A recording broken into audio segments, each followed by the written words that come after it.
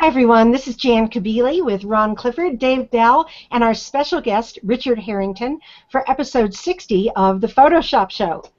How are you all doing tonight? Good. Great. I know our guest, Richard, is really being a trooper, as Ron called him tonight, aren't you, Rich? What happened to you?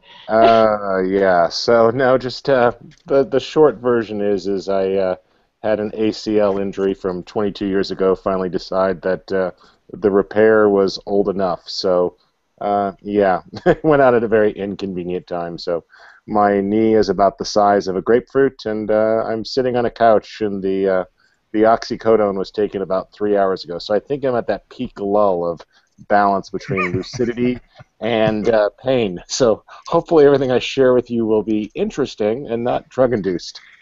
Yeah. Well, I've heard pain can increase your focus. That's what I've heard. So let's hope that's the case.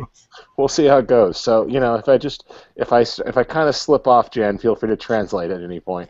Okay, well, I really appreciate you doing this. I'm just awed that you're doing it, and thank you. You're really kind. But before you do anything, you can relax for a few minutes while we say hi to Ron Clifford and Dave Bell. Dave Bell's been traveling, right, Dave? Yeah, I took a quick weekend trip to New York to do a concert, but I saw a whole lot of airports and traffic and not a whole lot of anything else, but I had a good time. So what are these concerts? Oh, I'm in a vocal group I've been singing with for, 32 years. Small vocal group, 7 singers. And we go out about twice a month to anywhere all over the world. Next month will be London. So. Really? Yeah. I hope it's more than 36 hours to London. Yes, it'll be a few days. Well, that's really exciting. I'm glad to hear that. And what else? Ron, what have you been doing? Well, like you recently, I've been, since coming back from California, I've been really busy with the Arcanum and then getting some things set up for a fall workshop, and then trying to get, when you're doing workshops and you want to get them posted early and then it just doesn't get there. And so now I got a workshop coming up, literally in I'm not sure which weekend to put it on, right at the end of September, the beginning of October. That should have been up weeks ago. Haven't done it yet, but it's a off-camera flash workshop focusing on speedlights, but not exclusive to that. And we'll have a couple models, and we're going to do it in one of the graffiti alleys in Toronto. Oh, that'll be a lot of fun. And then the Arcanum is taking some time. I'm just having an incredible time working with my cohort of amazing up-and-coming photographers, and I just can't get over the communities that get built, not just in my own cohort that we call, but in the other cohorts that I am privileged to be looking into as this thing takes off. Some of the relationships that are getting built and some of the things that are getting worked on are just phenomenal. It's wonderful to see ideas come together in a community environment like that, rather than just that kind of, I'll go watch a video and learn something. So yeah, that's cool. I mean, this idea that you can learn something just by one-way ticket is difficult. People always have to practice, and if you can practice with other people, that's cool. Yeah.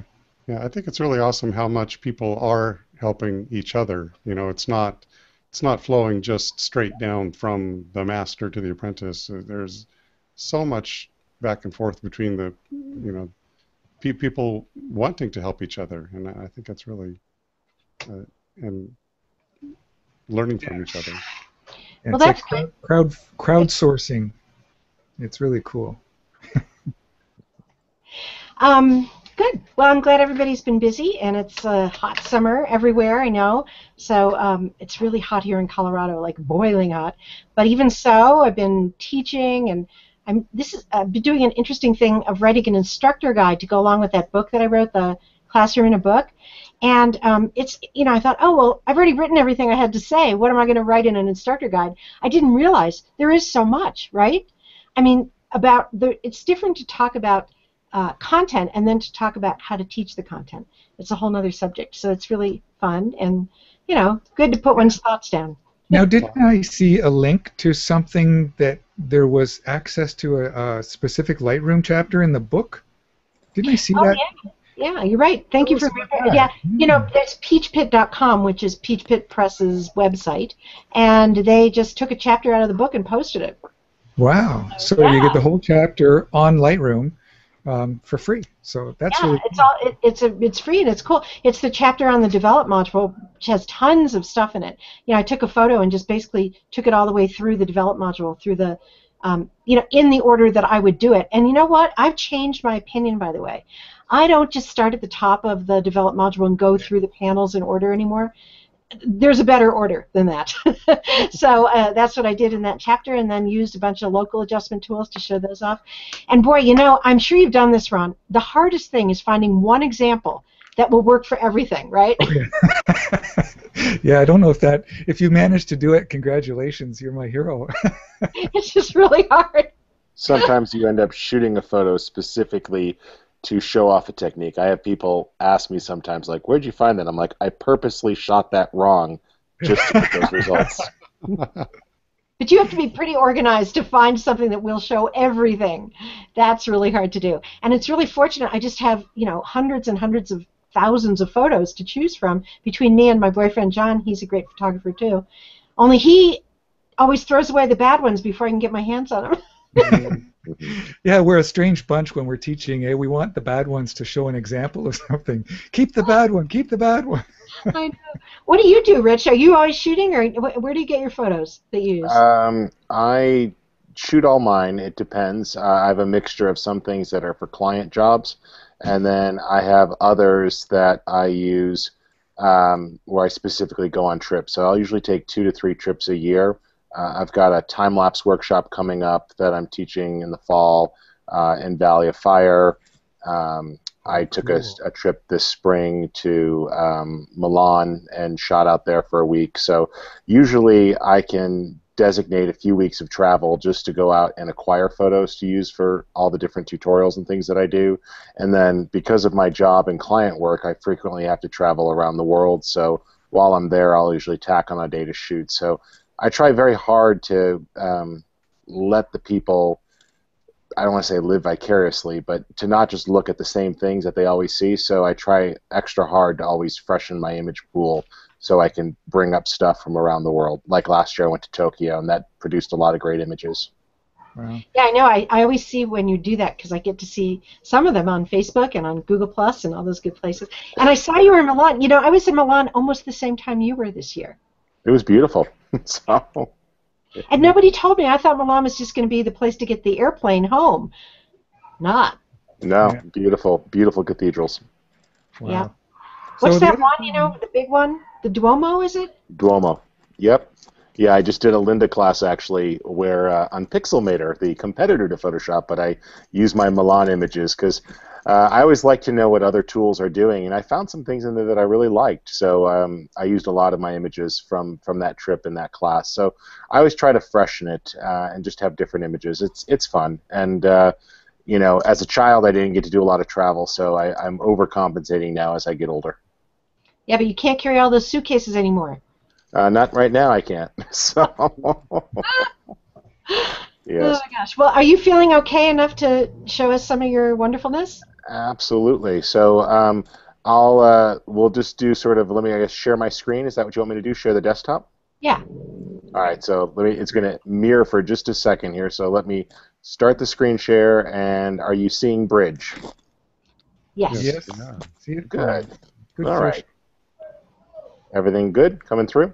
Mm-hmm.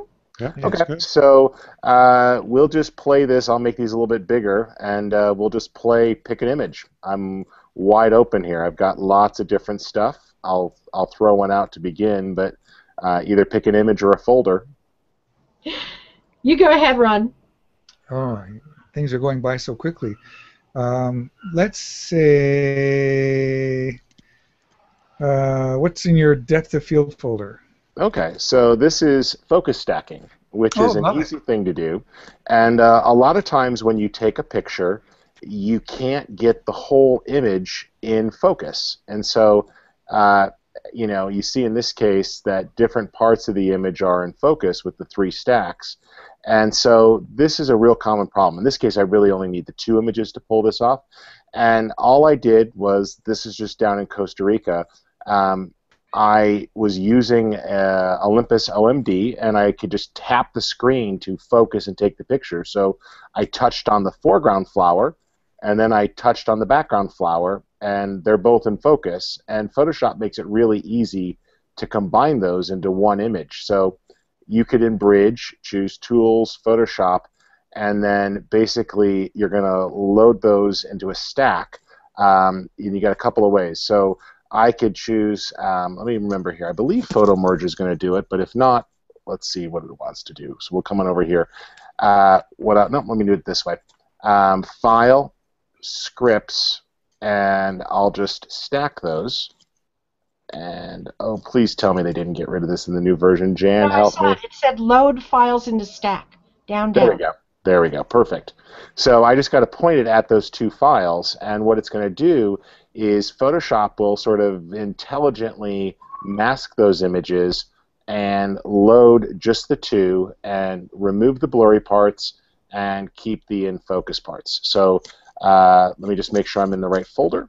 That'll take just one split second. There we go. I've got everything in a folder for tonight, and that was the depth of field. And so we'll just grab those two and say open, and there they are, and I'll click OK, and they get loaded into one document, and Photoshop will attempt to automatically align them, and it basically opens both images and then copies one into the other, and then it will go through and remove the content. So here we go. We've got the two images, and I just want to oh, this is going to be fun, all. Yeah, I love it when Photoshop updates and hides the new features on me. So, Ron, you had to pick the one that was going to be hard to start with. Well, Ron knows how to do this, right, Ron? Yeah. Tell me, Ron. You're muted, Ron. Yeah, it just told me I was muted. Hey, yeah, I do this an awful lot. I just finished actually a 3-part series for my for some Arcanum stuff on focus stacking. So I didn't know about that from Bridge, by the way. I go into Tools and load as layers in Photoshop, but yeah, under the file, you just had it there, auto align layers and then auto blend layers. Yeah. So there we go. That's right. So I use that. So it's going to be layer and align, right? Yeah. Nope, not that one. Where is it? Image. Yeah, should be in Edit. Or, there we go. You're right. Yeah. Auto blend layers. That's right.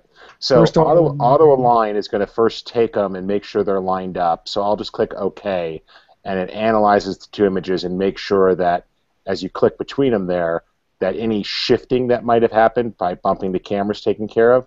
And then the auto blend layers is just going to basically choose stack images, and it will go through and mask out the blurry parts, giving you a greater depth of field than you could achieve with a single lens. So there, both flowers are perfectly in focus on that close-up shot, and you could sort of see there how it masked out the different details to combine the two images. Hey, how about that? A team tutorial. Oxycontin doesn't win. And you know, one of the great features, one of the great features about doing this is you don't have to crank your camera now up to like f/22 and get a completely sharp background. Right. You're able to still maintain a fairly soft background, so it gives you an extra feature when you do this. And you don't have to bump up the ISO because you're shooting at such a small aperture either. So it's kind of a cool thing. I like it. So thank you for the team thing. Let's next to it do this easy one. Oh, wait, I got a question. Can you shoot those guys with a tripod or just handheld? This was on a tripod, but I've done this handheld. The auto align feature is forgiving enough that it can usually take care of any minor shakes. Great. So here's a command that most people don't use. I suspect you do, Jan, but the Equalize command, do you use it at all? She's nodding. No. Okay. I can't see her because I'm on the screen. So. Okay. So this is one of those commands that on its own looks ugly. Like you choose it and it's just brutal. It like slams the image into place. And what it's attempting to do is sort of like boost the color and the brightness and everything else. But what I find is after you run it, you just immediately choose Edit Fade, and you back it off about halfway, and you've got a nice looking image for like anytime you're dealing with an image that was sort of shot under harsh lighting. It's almost like an instant fix. It's a destructive fix, so you might want to duplicate the layer or work with a copy, and it's not available as an adjustment layer, but it's just one of those things that's an easy, quick fix that I'll often try when I'm dealing with really washed out colors. So if we bring up that history panel, one of the things I love is if we just make a snapshot here, how easy it is to toggle between the two states to see the before and after. And that's kind of a fast, easy way to pull that off. I learned something. Yeah. That's great. That's great. Never used that before, but I'll certainly be checking it out. It's a quick, easy one. So I like it. It just makes it kind of simpler to pull off some easy results. All right. How about down here? Anything catch your eye? Dave's turn to pick. I need to click onto his. I want to see the pigs. Yeah, okay. We're going with the pigs. That's always fun. So one of the things that a lot of folks don't realize is that Photoshop has a bunch of built-in cool textures. And I want to show you the ones in Photoshop, but before I do that, have you guys seen the cool new thing inside of Creative Cloud under Assets? Yes. So you got this whole marketplace now, and all this stuff is free. So you could just search for things, and there's all sorts of different things like patterns, and that's going to bring up all sorts of stuff. Or you could just type in something like search for grunge, and it's going to go through and pull up all these great textures that you can use as overlays on images if you want to sort of mess things up a little bit. So for example, let's just grab this fabric texture, and I'll click download, and it's going to pull that into my Creative Cloud folder. Now, while that's pulling down, I'll also point out that under your pop-up menu here, you do have patterns. And by default, these kind of suck, because the default ones that are loaded, let's just reset this here for a moment, is you probably thought that this was one of the most useless features in Photoshop, because these are like right out of the early 80s screensaver textures. Like, you remember when that was your Mac desktop pattern? I mean, these are the defaults. I don't even know why they bothered promoting this to 16-bit. It's like, that was like, ooh, look, it's bubbles. It's useless.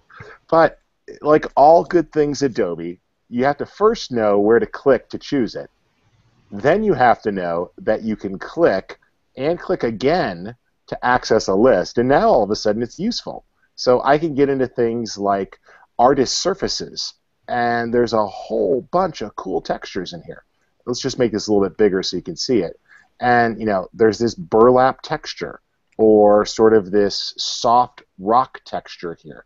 All these great things that are one click away. And so that makes it really easy to lay that texture on top, and you could do a couple of things with it. One thing I'll sometimes do is, if I really want to distress an image, I'll go over here into the Channels palette, and I'll just Command-click to load that as a selection. Now, you might not see the selection, but if you add that as a layer mask, it actually kind of distresses the image, and it's pretty easy now to just lay that over the texture.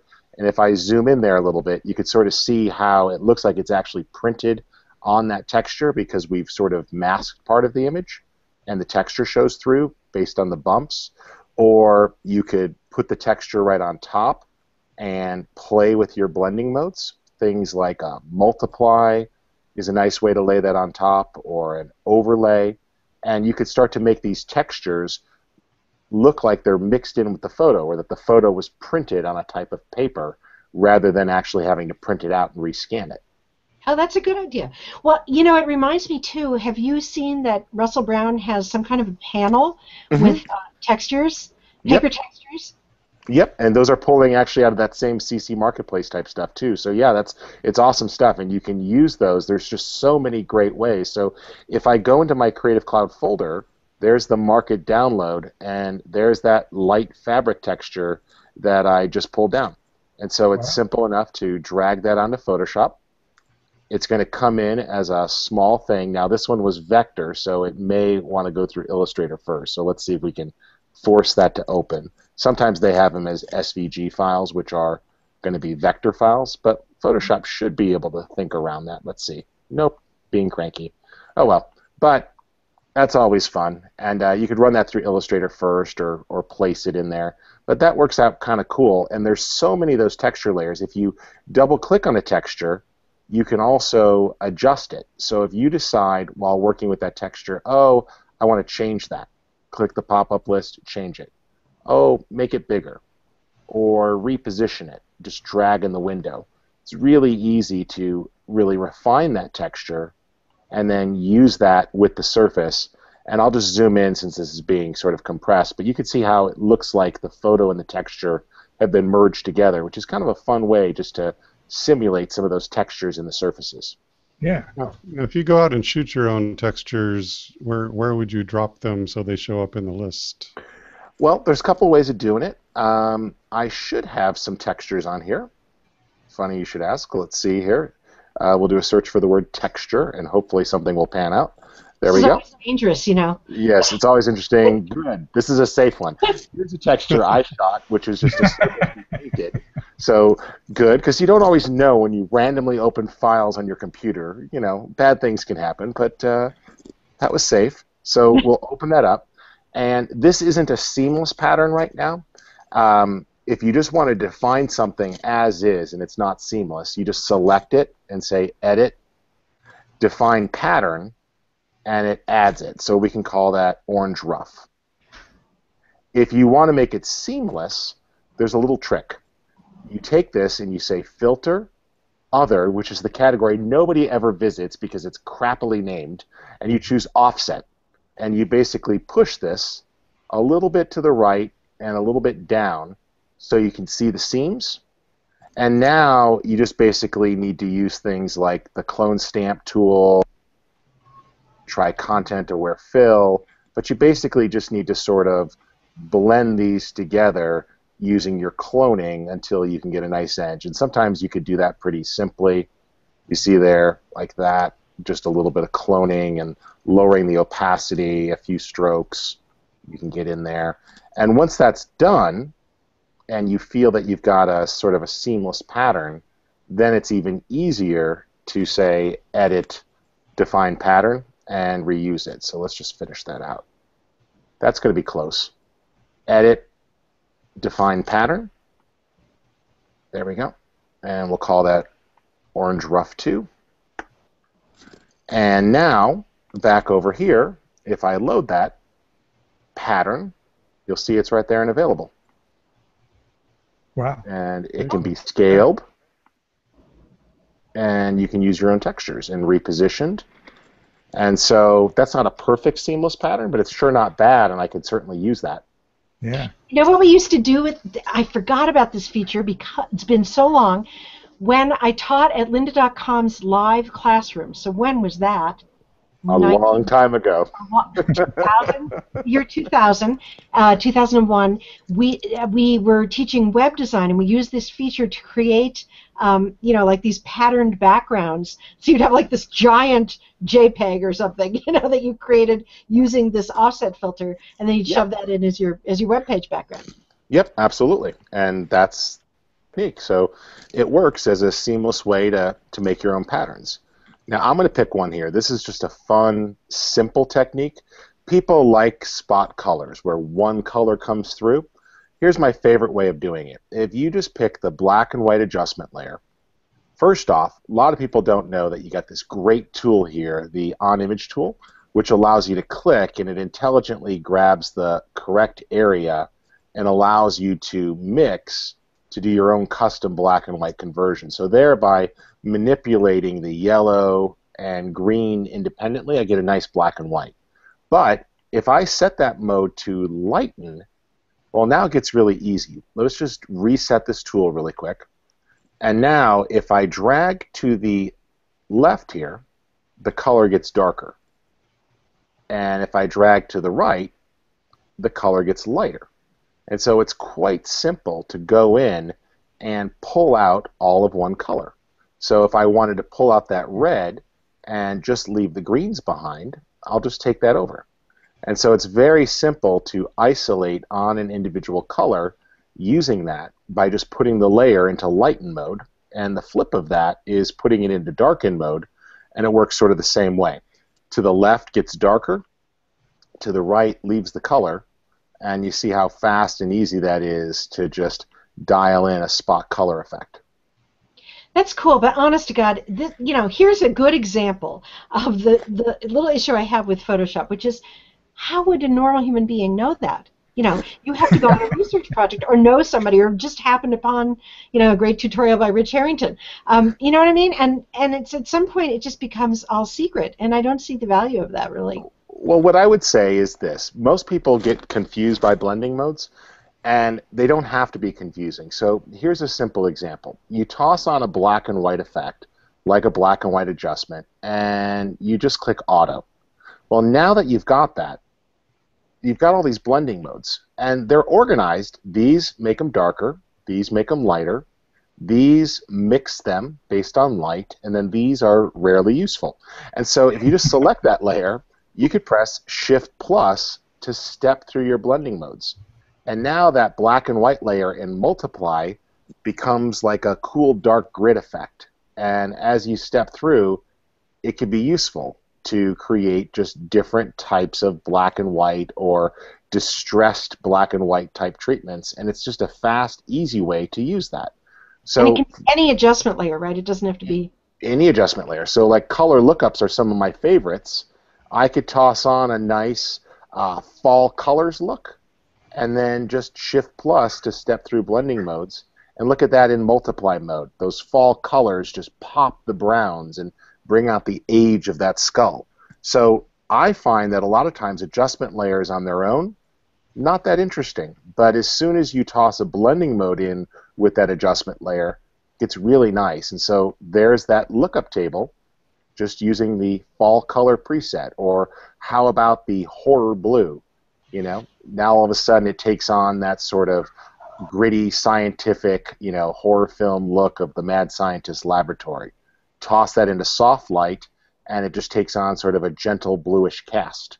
So it's a fast, easy way, and this is really where the secret lies, is in those blending modes. And so I often just find myself experimenting. And for that matter, let's say you run a filter.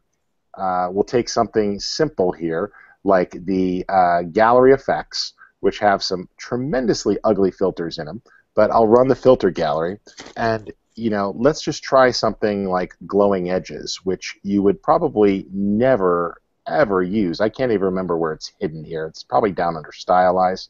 There we go. Glowing edges. And on its own, it looks horrendous.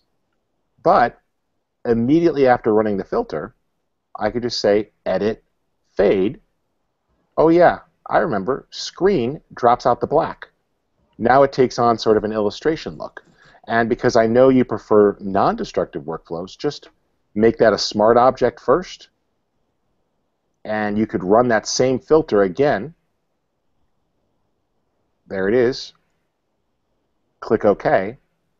And this little arrow here is the fade command. If you double-click on that arrow for a smart filter, you can access the fade command. So go to screen mode and knock that down to about 60%. And we have an instant illustration look where it takes something and simplifies some of the details and turns it into more of a drawing. That's great. Blend modes are very powerful. I was going to ask you, you know Scott Valentine, right? Mm-hmm. It's a great book. He wrote a whole book on it. It's very good stuff. Yeah, I love it. I think it's called, I don't remember the name. I wish I did, something like Blend Modes in Photoshop. And I thought that was great. And I really appreciate that somebody's now publishing these detailed deep dives into specific features. I think that's really neat. So you guys want to do, it's a great book, absolutely. Do you guys want to open a video file in Photoshop? Do you want to do some camera raw stuff? What would you like to do? Well, if you do camera raw, you're going to hear me kvetching. I saw a cinematograph there. I just did a whole 6-hour workshop on camera raw, and I was like, oh, I'm so used to Lightroom now, and I was just getting madder and madder at how everything was so clunky. Okay. Well, so what would you like? I saw the cinematograph over there. Do you have something? We could do. Let's save cinemagraphs for the end because those are a little Okay. hard. So you tell me when we're in like the last 10 minutes, and I'll pull up the cinemagraph. How about we'll do something simple here?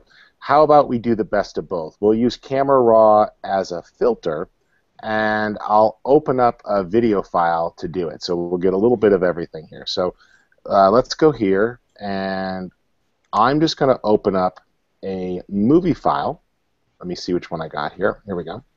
And this is just a shot from a music video. And a lot of people don't realize that you can open up videos into Photoshop CC, or if you've got CS6, you'll need the extended version.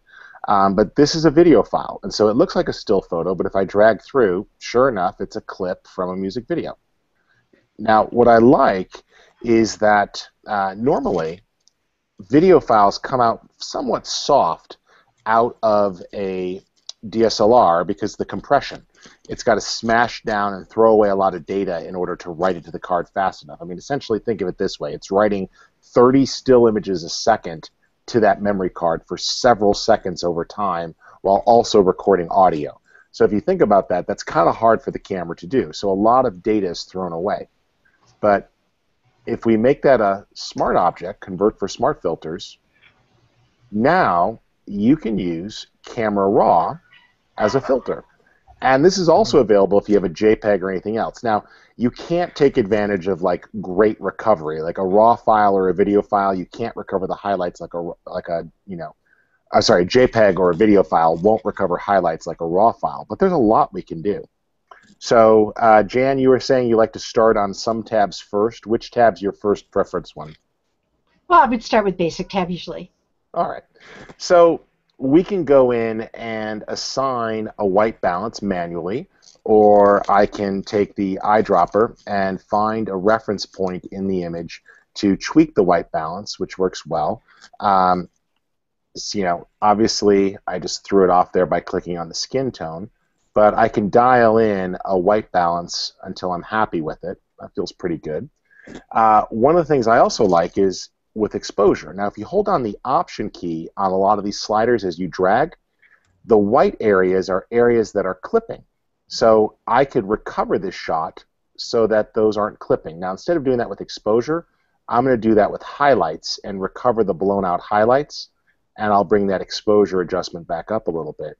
But that's an easy way to check for clipping areas within the image, is just that Option drag. Let's lift the shadows a little bit as well. And if you go too far, you'll see if those are clipping. But that's a nice, easy way to sort of get the exposure right on the overall image. And then, because this is a music video with a gritty texture, normally I wouldn't push clarity too far, but for this particular look, I like the furrowed brow and the hair and this old caboose he's sitting at. So I find that clarity comes out nicely. Of course, we do have these nice before and after here, where you can sort of work and see them side by side, or you can go in there and see this as more of a sort of a split screen. So I could just say, show me this split screen as I'm working on the side here, side by side, or go right here with a split, showing me the before and after. And I kind of like that. It just makes it a little bit easier as you're working to sort of see what's happening in the image. Now, let's just go to that side by side there, and this should really help. The top is the original image, the bottom's the new one. I'll bring out the vibrance for the overall saturation for the skin tones, but reduce the global saturation just a bit. So far, so good? Yep. Yeah, it's I was going going to well. mention, by the way, that those preview buttons at the bottom, those are new in Camera Raw 8.5, which is the latest and greatest one. And I think that you can't get that if you have Photoshop CS6. Am I right? You get Camera Raw 8.5, but it doesn't have the new features. I'm not sure if that one made it in or not. I think they just added the support for new cameras for CS6, but not new features. That would sound about right. So that's Since this is Camera Raw using the same engine that Lightroom uses, are there similar things we could do if they're using Lightroom? You can, but not to a video file. Okay. So video files in Lightroom, you can only use the quick develop presets, while in Photoshop, you can use the full Camera Raw engine. Don't get me started. So But I thought Lightroom was camera raw. I want to be sure I understand. It's because you're using camera raw as a filter, correct? Correct. Okay. Yeah. So Okay. and then of course we can deal with a typical curve, and so we can lift up that there and bring up the midtones just a little, and we're getting a nice look. I really like the sharpening though here. And again, holding down the option slider, you could see the radius. So is that coming through in the webcast? Can you guys see the Yes. edges? Yeah, it's So I coming through. love this. This makes it really easy to say, well, what areas am I affecting? And how much detail are we putting in? Let's adjust the mask there so the certain areas are being ignored. Like the black areas there are not getting affected, so I'm not bringing out a bunch of noise. And so this way, I could really sharpen the hair, but the large flat areas, as you see in that mask, were being ignored. So the hair is being affected and the edges are being affected, but most of those flat surfaces are not. And so that little option or alt drag of the sliders goes a long way to really see what you're fixing. So here's the thing, though, Rich. You can only see it on this one frame of the video until you get out of here, right? Yeah, when I click out of here, I could see everything. But yeah, and then of course you've got the ability to do graduated filters. So if I want to pull this area down a little bit, we'll just leave that temperature and tint alone. Double click on a slider to reset it. But I can pull the exposure down a little bit and take the clarity down so that area sort of falls off. And let's just remove the color. There we go. That's working pretty well. We'll just reset that back to white. And so you can knock down areas of the shot if you want to sort of pull things down a little bit. So by pulling down that exposure and the contrast, I could sort of de-emphasize that area a little bit for some fall off. And then, of course, as you continue to work through, the ability to split tone. So put a little bit of saturation into the highlights, in this case, warming them up a bit. I like that. And then for the shadows, cool them down. And then, of course, removing chromatic aberration for high contrast areas is nice. You do have upright, believe it or not, on video, which can be really useful if you want to fix things in the background that are not straight. Like I just straightened all those poles right there, if you notice that. Yeah. Before, after. So all of a sudden now everything's nice and perpendicular. And then, of course, you could put a little bit of a post-crop vignette on that to pull down the edges and to guide the eye. And it works pretty well. And what I really like is that as I'm working here, I could just make a snapshot. And so I could store all of those settings.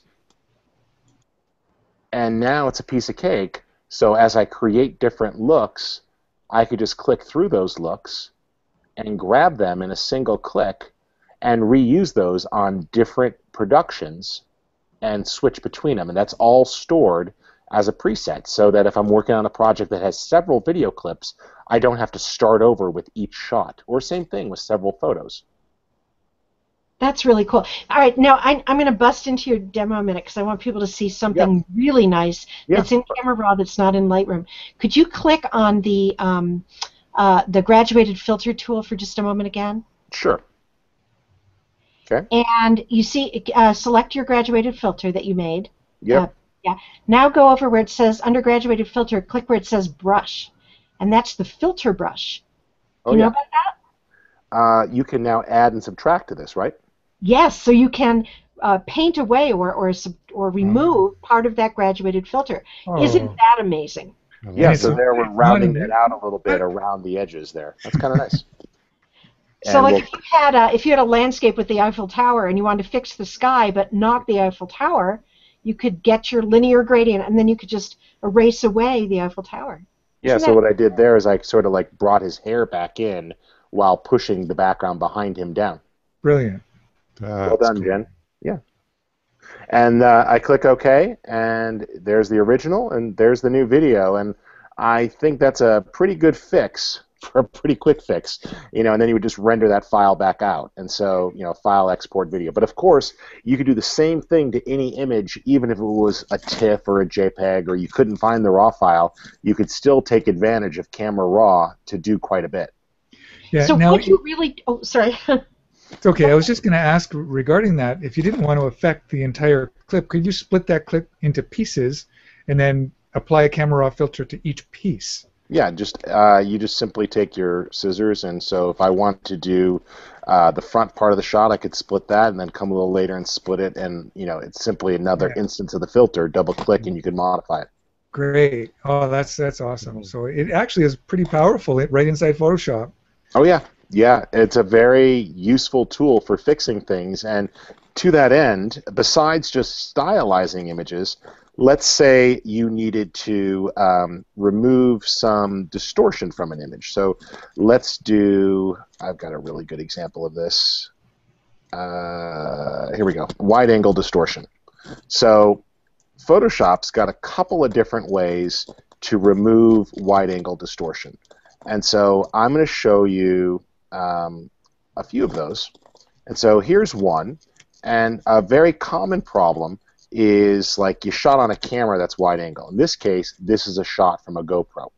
But if you convert for smart filters, you can then run lens correction as a filter, and you could just choose the type of camera. And you'll see now that they've got profiles not just for pro cameras, but also for things like iPhones and the DJI Phantom if you're using a helicopter camera, or GoPros for action sports. And then you just choose the appropriate preset for that. And once you've done that, if it's too much, because in this case it's a little bit over the top, you could just go in and refine the amount of that distortion until you have a straight horizon. And so you can pull that out pretty easily. And so that's a fast, easy thing to do. What I really like, though, is using the adaptive wide angle tool, which most people don't know how to use.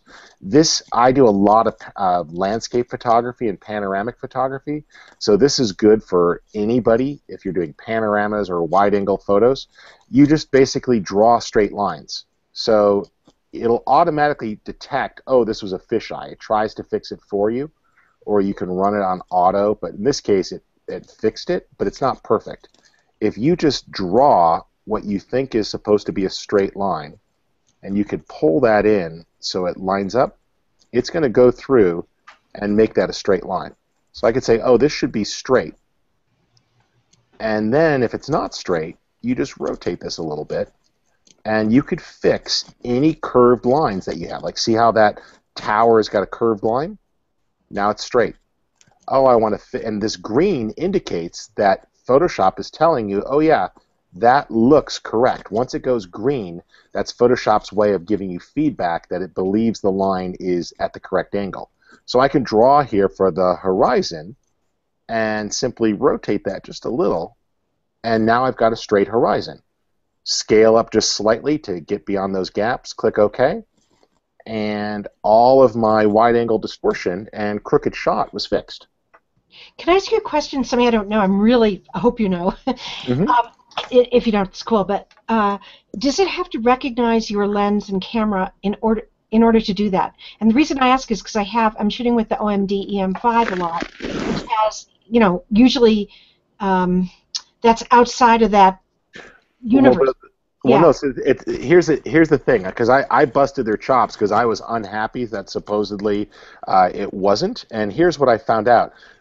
I'm looking for another wide-angle photo to show you real quick, but okay. It actually isn't. The difference is with those micro four thirds, it is automatically doing the correction because all of those things are embedded in the file, and it's actually handling it better than your DSLRs.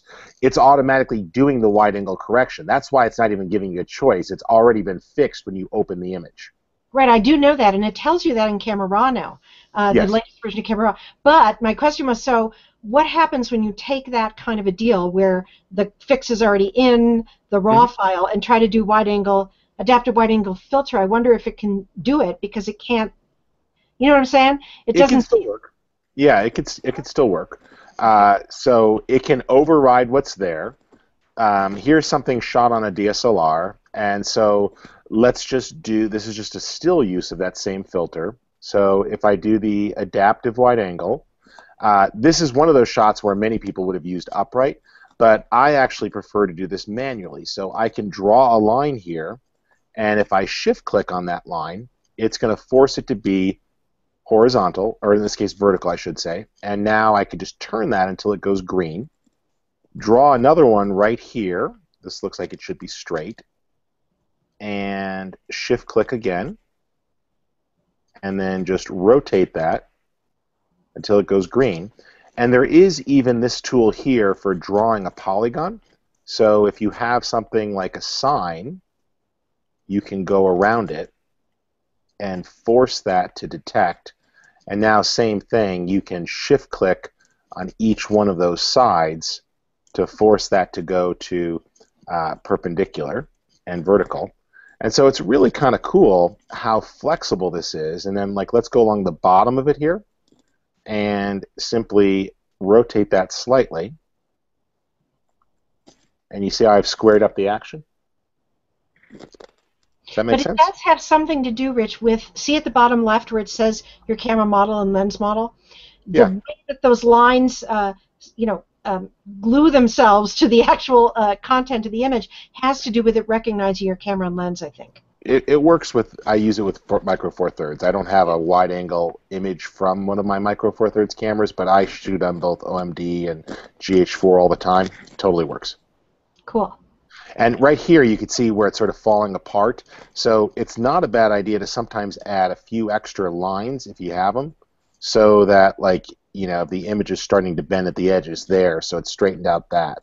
And the color feedback is what I like. Like, you know, you could see when you've got a green line if it's working or not working.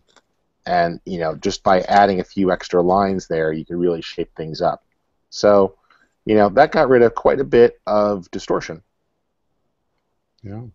Fill that in and call it good. And then, of course, once that's done, I ran this as a smart filter, so I can't use content-aware fill on this, but if I just duplicate this layer and rasterize it to get rid of that one being a smart object, now it's really simple. Command-click to load a selection, select inverse to choose the outside pixels, and then I'll just grow that a little bit. We'll expand that by, say, 10 pixels. And now you could just say edit fill content aware and let it rip. And it may not be perfect. Like, I don't think it's going to handle this right edge very well. But I'll usually just take that version and toss it down below. And now when I go to recrop, I don't have to crop as tightly. Like, everything down here was fine. And I can just, let me clear that out, by the way. I can just crop out the parts of the image I want, but I didn't have to crop as tightly because the content-aware fill gave me more pixels to work with. And you see there how it filled that in pretty easily. Love that. That's funny. That's it. I mean, literally, I had 3 conversations in the last 12 hours that covered everything you just covered. Okay. We had discussions about, oh, I can't use my content-aware film on a because you have to rasterize it, and that's something people don't recognize. Because Dave Cross was on last show, drilling it into our heads to use our smart objects. Yeah. But there are times when you just can't do that. So that was a great explanation of how we can duplicate that and then rasterize it and still make use of as much non-destructive editing as we can. Oh yeah, I mean, it's always fine to do a save a copy or work on something like that. I mean, there's so many ways of doing it. It's just fun. So how about a pano with wide angle? Can we run one of that? And this will take a second to merge, but let's do that, because that was the other conversation I had this morning. Okay, so you know that people are starting to get it. I mean, in a way, it's like you say, "Oh, well, people already know everything," but they don't. But they're starting to get it, and it took years and years and years, and a lot of teaching and a lot of different people teaching. Yeah, so one of the questions I had this morning while you're loading that is, well, let me start the running of this, and then we could talk it through, because it'll take 5 minutes to merge. So tools. So this is just an image. And you could see between each of them that there's a little bit of overlap. I go for like 30% usually is what I find to be a good number, but it's up to you.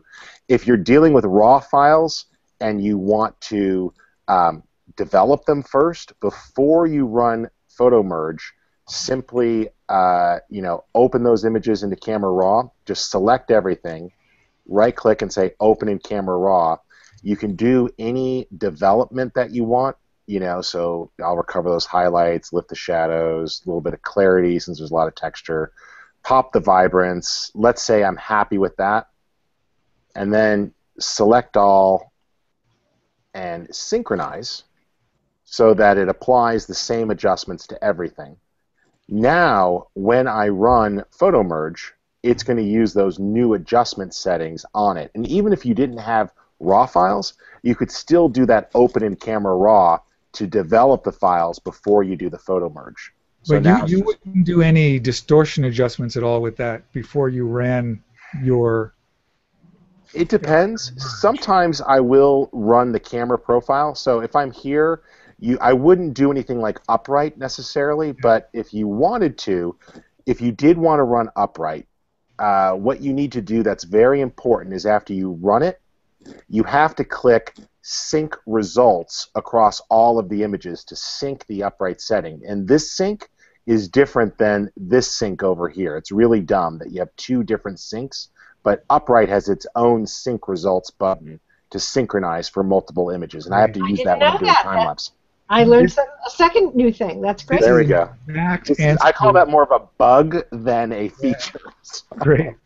But I think they're fixing that as they go forward. So you could use upright. You could apply lens profile adjustments if you wanted. You know, in this case, it did recognize it.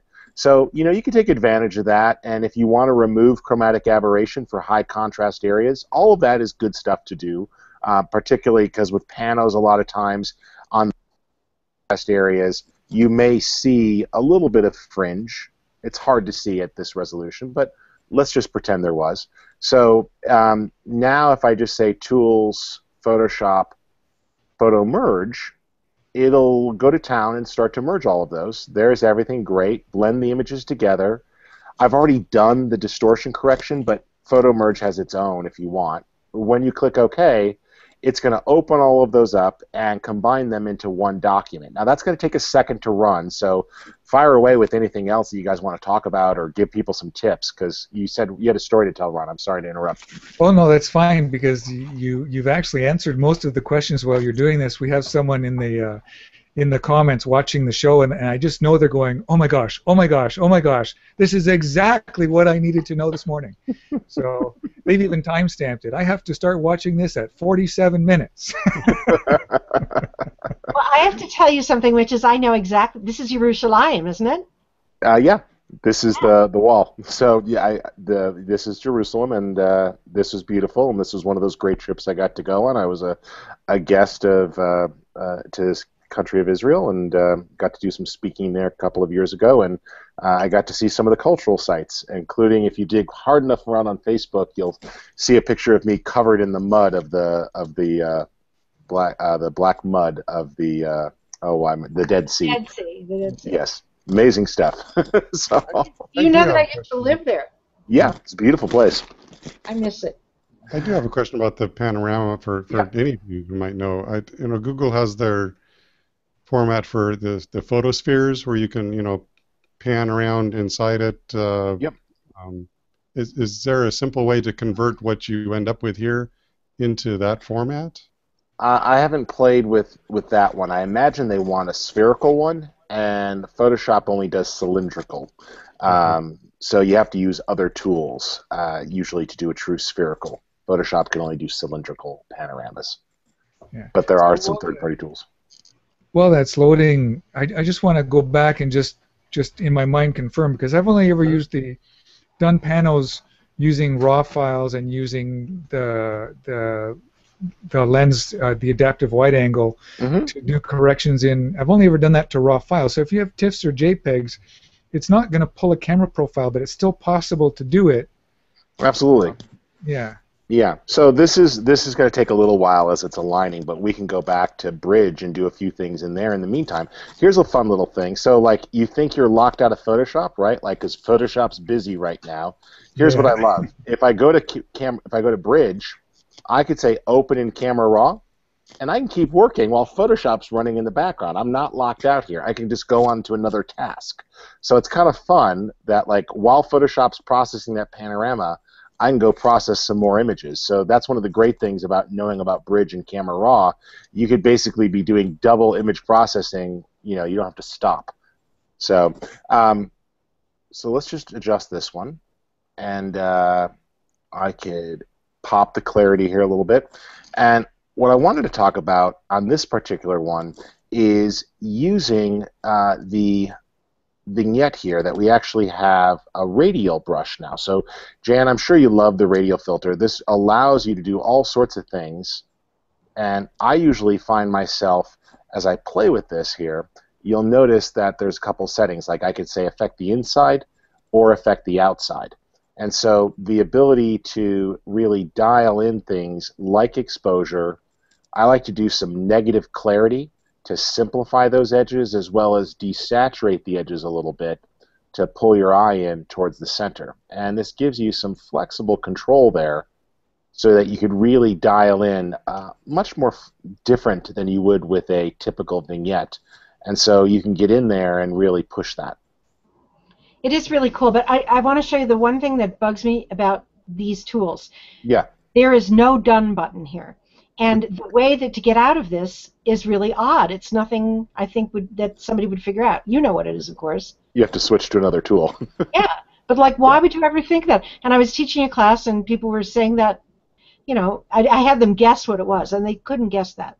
Yeah, no, I agree with you. That's there's room for discoverability there, definitely. Yeah. And while you're developing these images, I do like, though, clicking on these two buttons up here, these two triangles, because this will show you clipping indicators. So in this case, if I were to print this image, these areas that are blue would be totally black. So holding down that Option key as I drag, I could see that I'm recovering some of those, and that just is useful. So in this case, I could lift those blacks just slightly with the black slider so that I would actually get a little bit of better ink coverage. Same thing there for the highlights. You could see as you drag, if you play with the highlights and start to push things too far, you'll see that they start to show clipping indicators, and that makes it really easy, again, as you drag, like those red pixels are showing clipping in the red channel. So it's kind of a nice way to really tell if you're getting any image clipping as you're working. Let's see how Photoshop's doing. Almost there. Here, clipping right on that head. This is the weirdest thing. This beetle that's pure silver is a real beetle. It actually has metallics. You could see the photographer, me in this case, reflected in it. It's a very twisted nature photographer selfie. So there's me taking a picture of this beetle. But if I recover those whites, you could see that they start to recover there.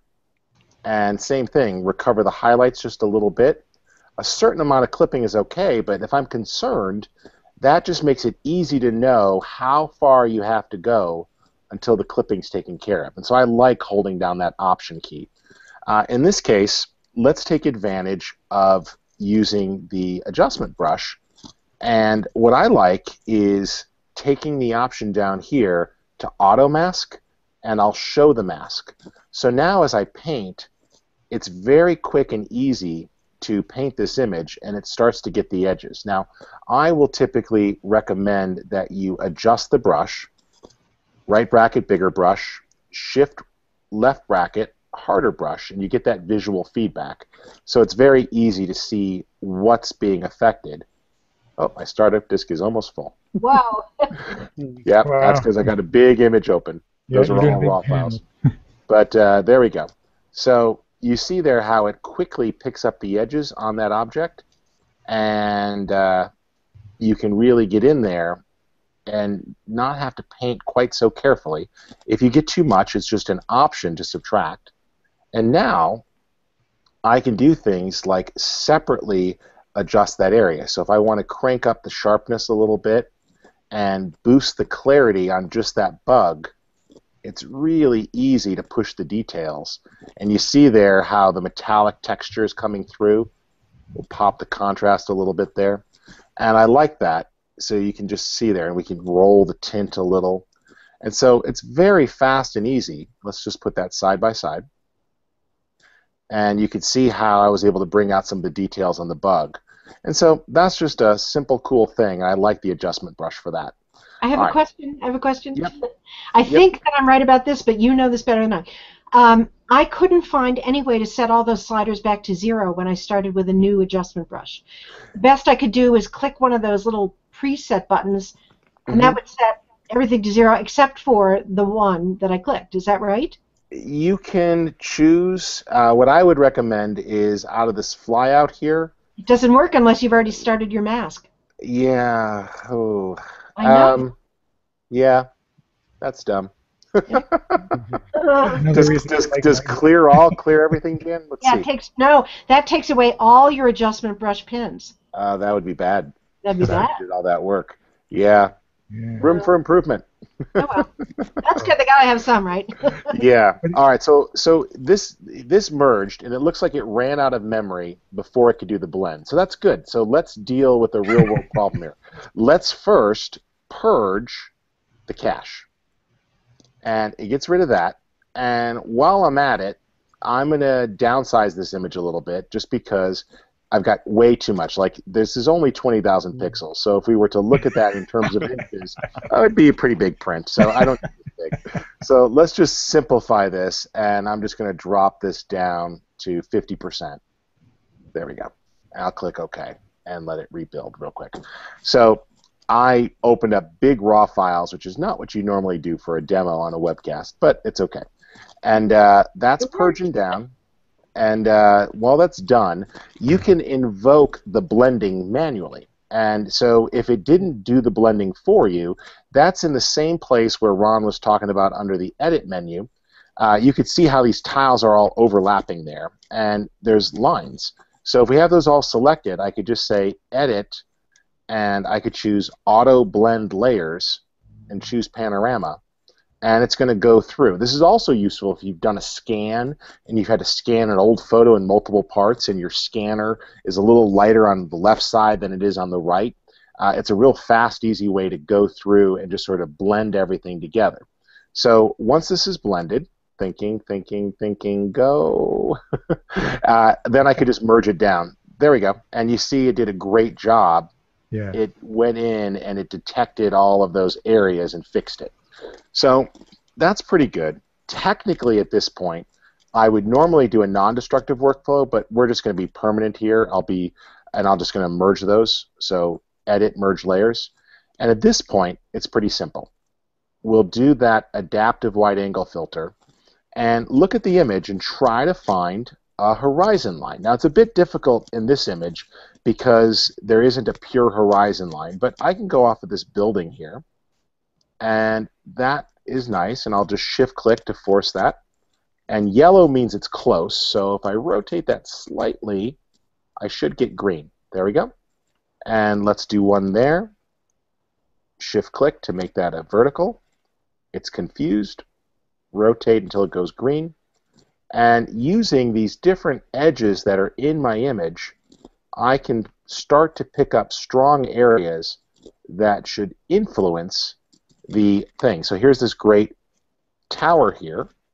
Grab that one, shift-click to make it a vertical, and then manually dial it in until it snaps to green. And it's going to favor for you. So that was pretty easy, right? And here's another good strong line. I can't shift-click on that, but I can set that line, and it picked up that as a vertical. And so you just look in the image and find a good few strong verticals or horizontals, and it'll get you there. Is that part okay? Yeah, that's a phenomenal tool. This is something you couldn't do in a darkroom. You couldn't do this before this the power of digital that we have currently. I mean, what we don't realize is the pure processing power that's going behind this pano and into this adaptive wide angle is intense. Yeah, and to finish it off, Command-click, select Inverse, select Modify, Expand, 20 pixels, Edit Fill, Content Aware, do the happy dance in just a second here. It's thinking, it's going to work because it's the demo god's work. And even if it's not perfect, it'll at least get that sky, but I'm usually amazed at how good it does on first glance. And I don't expect it to fill in these missing holes completely, because I can crop and everything else, but to be perfectly honest, that did pretty well. The bottom edge, not perfect, but the top edge, great. And so that did at least give me some flexibility to not have to crop as much. And now I've got a nice panorama. Excellent.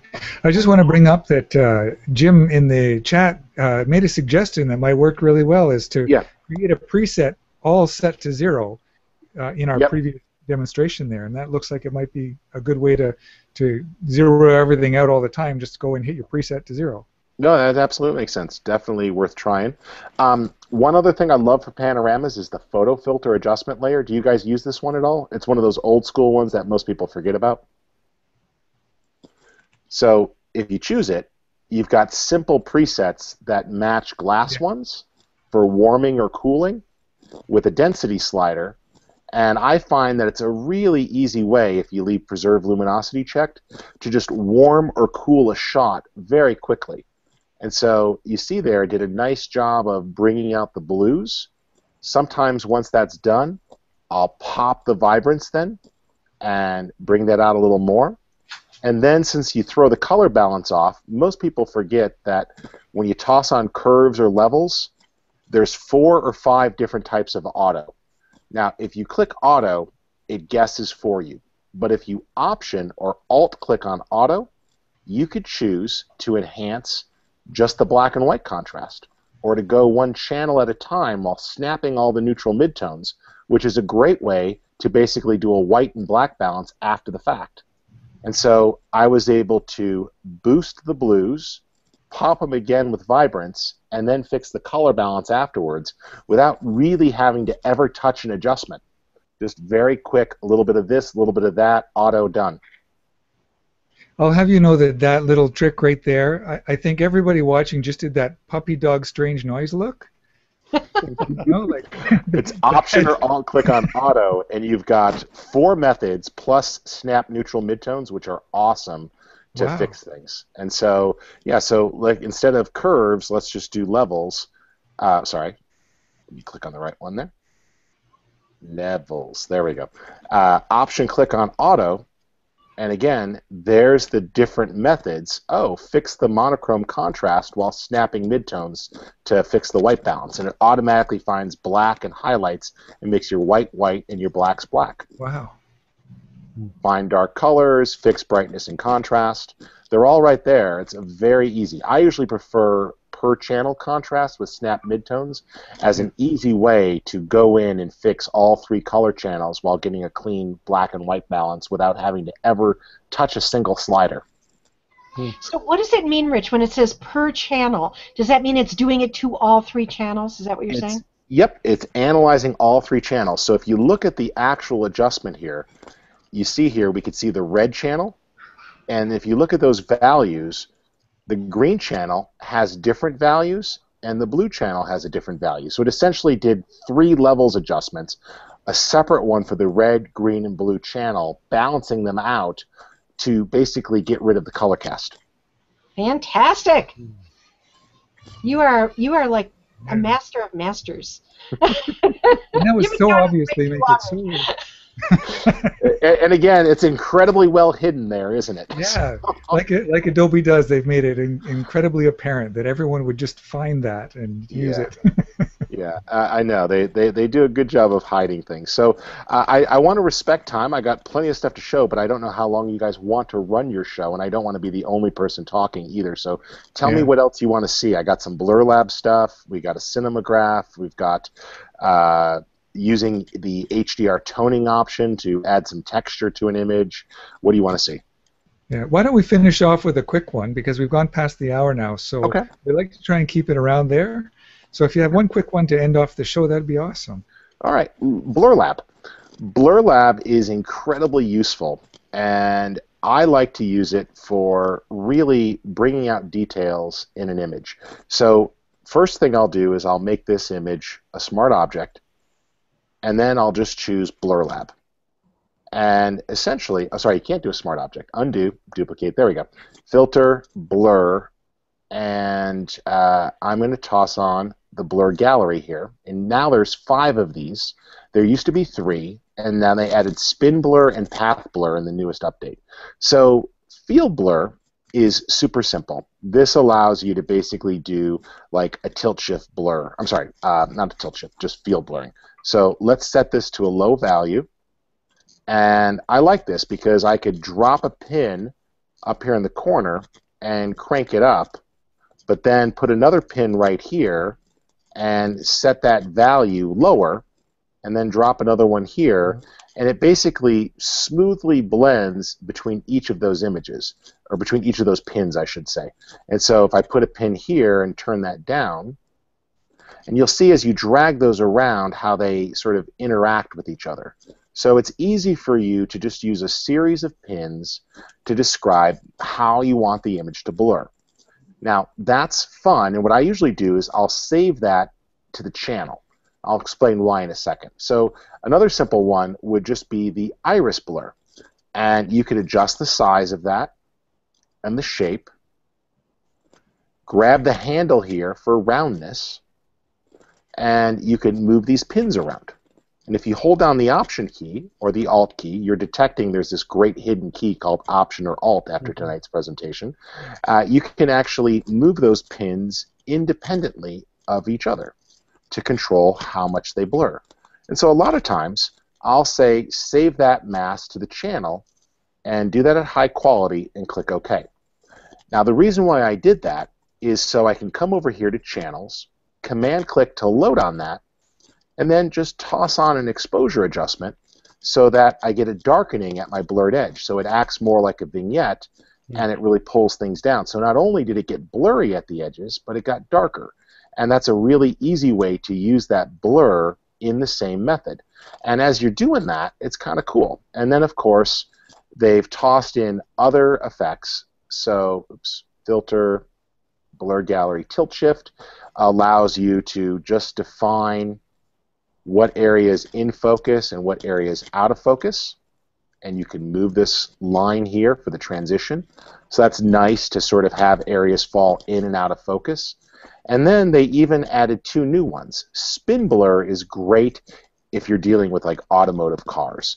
And so you basically can set a wheel and crank up the amount, and it's going to create basically a spinning object blurring. So it's not going to work for this image, but it's an easy way to simulate motion. But I do like path blur. And path blur is a bit obtuse, but it allows you to essentially draw a path, and as you pull this line out, it's essentially a highly customizable motion blur. And what I find is if you're trying to do sort of streaking photography, you can actually have some fun with this, particularly if you taper the blur. And what I'll sometimes find is after I run that, I'll then just use that copy. Let's put that above here. There we go. And so we've got our blurred edges. There's this one. Let's just add a layer mask and blur that in. So we'll just put a little gradient blend. There we go. There's my darkening. And it's just fun ways to slightly control focus after the fact. And that makes it really easy to just sort of control what part of the image is being seen. Well, thank you, Rich. That's so great. Hey, can you go back so we can see you? So we can see you. Absolutely. So stop my screen sharing. And come on. Turn it off. There I am. And you're back. There we go. All I can say is if you could do that when you're injured, you know, I hate to see you when you're in 100% shape. That was fantastic. I think you feel better too, don't you? Yes, I was glad to actually have some social time that didn't involve staring at a bottle of OxyContin. So. Now, I have to ask you, are you going to be, I guess Photoshop World is coming up September, beginning of September. Are you doing some stuff down there again this year? Yeah, I'll be speaking at Photoshop World. I missed it this spring because it was the exact same week as NAB, and I usually, NAB is a big conference for the video industry that I chair a conference at, so that was the first Photoshop World I missed in 10 years, but I'm glad to be back. It's in Las Vegas the first week of September, and I have a time-lapse workshop coming up. Also, if you guys want, over at Photo Focus on the front page, we have a great Lightroom book that we're giving away for free until August 1st. So Nicole S. Young, Rob Sylvan, Levi Sim all contributed to that, and so it's up there for free for about another week. Awesome. So yeah, that's great to put that out there. And aren't you doing something with, I saw with the drone thing, some kind of class Uh, somewhere that I just saw? No, I've been talking about it. Russell's teaching a class at Photoshop World. I've been playing a lot with drones, mainly for video, but I'm playing with them for some photography. They did just release an update for the new DJI Vision, so now you can shoot raw photos on a drone, which opens up some interesting things. So Adobe partnered with DJI, and so these helicopter cameras can now shoot a raw file to a DNG format, which introduces some, because previously the cameras were crap. The angles were great, the cameras were crap. So now that we can do that, that opens up some really interesting possibilities. I've also been doing a lot of fun stuff with GoPro and time-lapse lately, long-term time-lapse installations. So it's so interesting how all this stuff comes together. And Jan, you have a nice outlet too. So I try to put anything I figure out on lynda.com that has any value to folks. And then, of course, every day we're publishing stories to Photo Focus as well to try to help people out. So if I figure something out, as soon as I can get it written down or recorded, I put it out there. Great. Fantastic. Well, I saw that Photo Focus is one of the most valued photography websites by, who was it? Resource Magazine named us #1, which was quite the honor. So I was very happy. So can't complain. Thank you for that, Jan. No, I can't complain. That was a nice surprise and a nice honor. Scott Bourne started Photo Focus 15 years ago, and last year Scott retired and put the site in my hands along with Melissa New, who used to be with the Framed Awards. And she and I have been working on it hard for the last year. We've expanded now to a writing force of 12 great folks, a lot of folks that you know quite well in the community. And it's just been a great platform that, we put out about 3 stories every day. And we try to focus on original content. So it's not really a photo news site as much as a tutorial site. So if we do a review or we release news, it's usually our take or a tutorial on how to use something. There's plenty of news sites out there. We try to avoid just regurgitating content. That reminds me, and then I really do have to go. It's hard to find, but on lynda.com there is an articles site now, which is similar to, I think, what you're talking about. And I've been writing articles whenever I get a chance, which isn't that often, But there's such a huge library growing there. Hard to find, but boy, just go scroll through there. Yeah. And maybe, have you done stuff for them too? I have. Is that the blog on lynda.com? I think it's just blog.lynda.com. It used to be the blog, but now it's an article site, so it's less bloggy and more concrete stuff. So it's cool. Okay. Good. Cool. All right, guys, we got to go because we all have real lives too. Thanks for having me on the show, guys, and I'll get the replay out there to Photo Focus as well, so people can see it. Thank you. Awesome. We'll see you guys all later. Thanks. Thank you. Good night.